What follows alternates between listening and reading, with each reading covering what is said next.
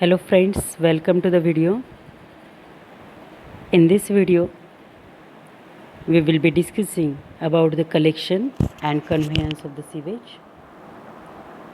As we have discussed earlier, that when the wastewater is get generated at the point of source, it need to be collected properly, then it should be conveyed and carried to the treatment process unit, and then it should be disposed in at the safe location. So during all these processes, the proper conveyance is required, collection is required. So that system which are adopted for the collection and conveyance will be discussed in this lecture. The system of sanitation, which is mainly depend upon the type of waste, is mainly divided into the conservancy system and water carrier system. So for the collection, conveyance and disposal, these two methods are mainly adopted. Depending upon the locality, depending upon the type of waste, the system is utilized. So let us have the detailed discussion on the conservancy system and what is meant by the water carrier system.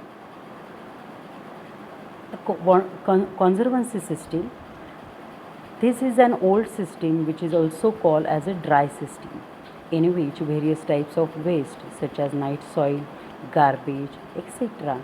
are collected separately in the vessel or deposited in the pool or pit and then removed periodically at least once in 24 hours. So for this type of, usually this system, as it is termed as an old system, it becomes obsolete now.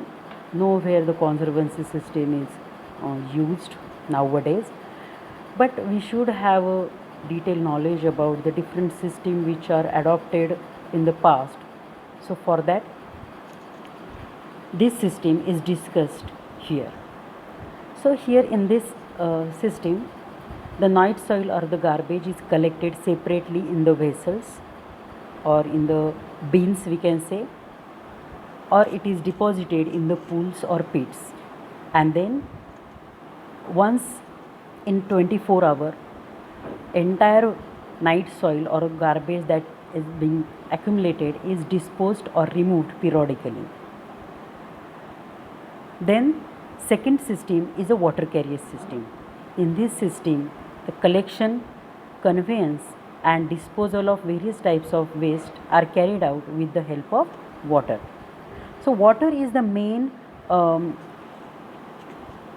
part, or we can say plays a major role in the conveyance of the waste. Water is used, we can say that water is used as a medium to convey the waste from its point of production to the point of its treatment or the final disposal. But for this, the sufficient quantity of water is required to be mixed with the waste so that dilution ratio is so great that the mixture maybe flows just like a water. So the main requirement of this system is that sufficient quantity of water is required so that the entire waste which is get generated and which is get mixed thoroughly in that water, and we will achieve the desired dilution ratio, and it will be flow very easily through the sewers or through the closed conduit. So the sufficient water is required. If we compare the conservancy and water carrier system based on the different parameters, so the first is the system is unhygienic since everything is visible. As we have discussed earlier, the waste or the garbage night soil is collected in the vessels or the bins. So definitely everything is visible and it becomes a very unhygienic. Whereas the water carrier system, the system is hygienic as the sewers are laid. All the sewer or the waste is carried through the closed conduit, so definitely it becomes a very hygienic, and those sewers are laid below the ground and excreta is not visible. Second point is, due to petrification there is lot of smell.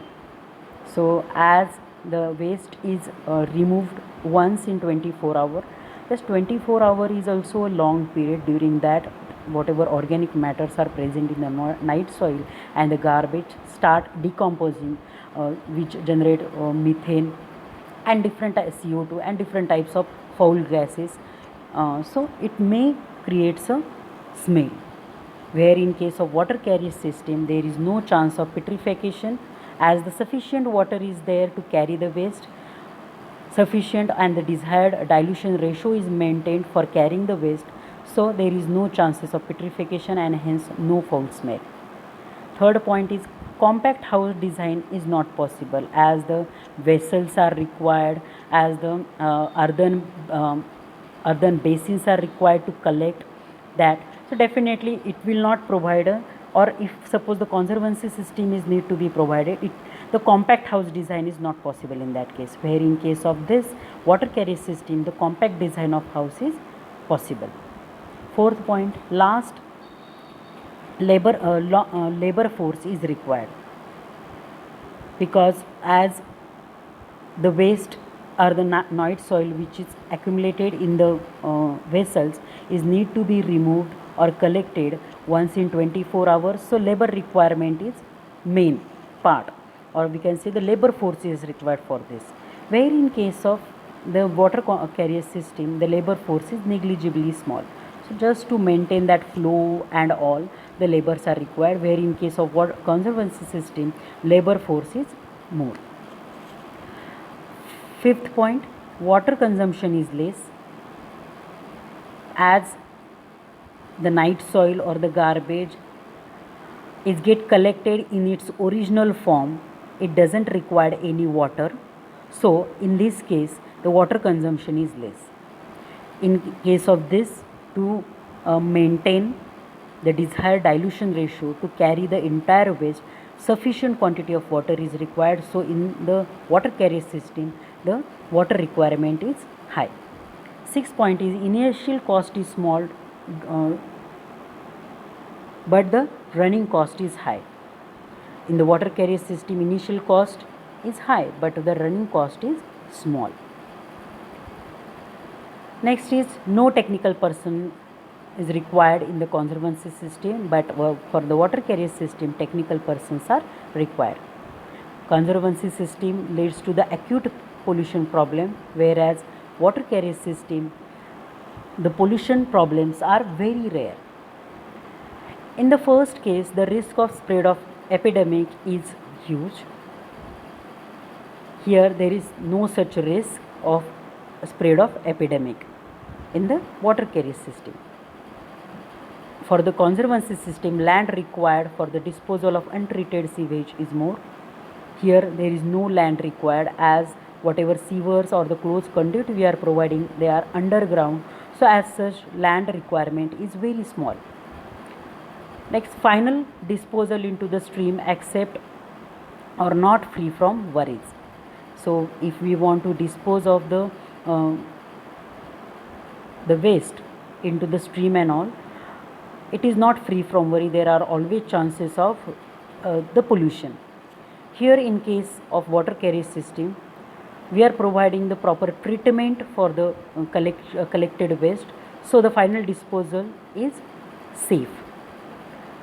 Good quantity of manure is available from any product. In the conservancy system, the manure, good quantity of or quality of manure is get generated. Here in this case the slope has a small manure value, so in the water carrier system sewage has a low manure value. And the last is the system is more suitable for rural condition. Here the water carrier system is better suited for the urban condition. So that is why I have said that as per the requirement, as per the locality, the system is adopted. But because of the many drawbacks of the conservancy system, the conservancy system becomes obsolete now. Then the types of water carrier system. Again, the water carrier system, as it is employed all over the world and in all urban areas, nowadays the water carrier system is used. So let us discuss about the water carrier system. Water carrier system is divided into the three types. first is separate system, combined system, and partially separate system. So let us have the look on the separate system. What is meant by separate system? If you see this picture, the two separate pipes are provided. Now the separate system provided, one intended for the conveyance of foul sewage only and one is for the rainwater. So the rainwater and the sewage is conveyed separately to avoid the pollution. So that's why this system is called as a separate system. Then comes the combined system. If you see here in the picture, only one common or the combined sewer is shown. So this combined sewer or this system mixes, or we can say the sewage and the rainwater is mixed by the proper system, and then it is conveyed by one single or the common conduit or the common sewer. So that's why this system is called as a combined system. So it is very easy to learn that it is combined system where the sanitary or the sewage and the rainwater is mixed and it is carried combinedly in the single or the combined sewer. So that's why system is called as a combined system. Then the partially separate system. Sometimes a part of drainage water is allowed to be admitted into the sewer. Sometimes the domestic waste is allowed to be admitted into the sewer drain. So it is according to the choice. We can add the rainwater or we can add the domestic sewage. So partly the waste is mixed with the rainwater or the rainwater is mixed with the wastewater. So that is why this system is called as a partially separate system. This is the basic difference between the separate and combined system. On the different parameters, if we will compare both the system, the first one is the cost consideration. The separate system, in the maintenance cost is very high due to the two sets of sewer. Installation cost is low, where in case of combined system, maintenance cost is low due to the one set of sewer, but the installation cost is high because one large diameter sewer we need to provide. Load of effluent on the treatment plant. Load on effluent load on treatment unit will be lower since only foul sewerage need to be treated. Here the additional stormwater will get added into the combined system, so load on the plant increases. Choking problem. In the separate system, due to small size of sewer, there may be chances of choking, where in case of combined system, very less chances of choking because of the large diameter size sewer we are providing, so chances are very less. Lifting of sewage by mechanical means, and in the combined system by pumping, hence system is uneconomical. Where as far as the foul smell is concerned, foul smell due to the small sewer. Here because of the large sewer, the no foul smell. Storm water pollution. No pollution or the no pollution due to the separate system, as in the separate system rainwater is conveyed separately and the sewage is conveyed separately, so storm water pollution is absent in the first system, where in case of combined system, storm water unnecessarily get polluted, so we cannot use that storm water for the other purposes, for irrigation or something. So we cannot use that storm water for other purposes as it becomes polluted. Pollution due to the overflow problem. Due to heavy rain, sewer may be overflowed, but there is no unhygienic condition.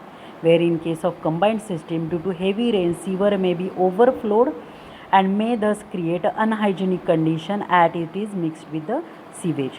So if the sewers get overflowed due to the over rain and all, in the separate system there are no chances of such overflow, but in the combined system, if the heavy rain is there, chances of overflowing of the sewers will be definitely there. Then the ventilation.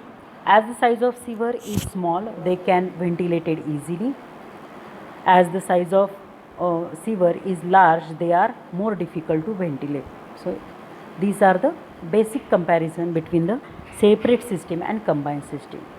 But the separate system are depend upon the different factors. First is a financial aspect, flat topography, rainfall pattern, outlet condition, pumping aspect, subsoil condition, development patterns and all. So according to all these parameters, while providing the separate system, all these factors should be judiciously considered. Then the factor affecting the selection of combined system. Separate space restriction, integrated development, even rainfall pattern, conversion of existing stormwater drains and the pumping requirement. By considering all these factors, the combined system is selected and designed. So friends, in this lecture we have discussed about the different system of sanitation, conservancy system, water carrier system. Then water carrier system, again it is divided into 3 types: separate system, combined system and the partially combined system. We have discussed the comparison between all these methods and the selection criteria or the selection factor for this system. So thank you, happy learning.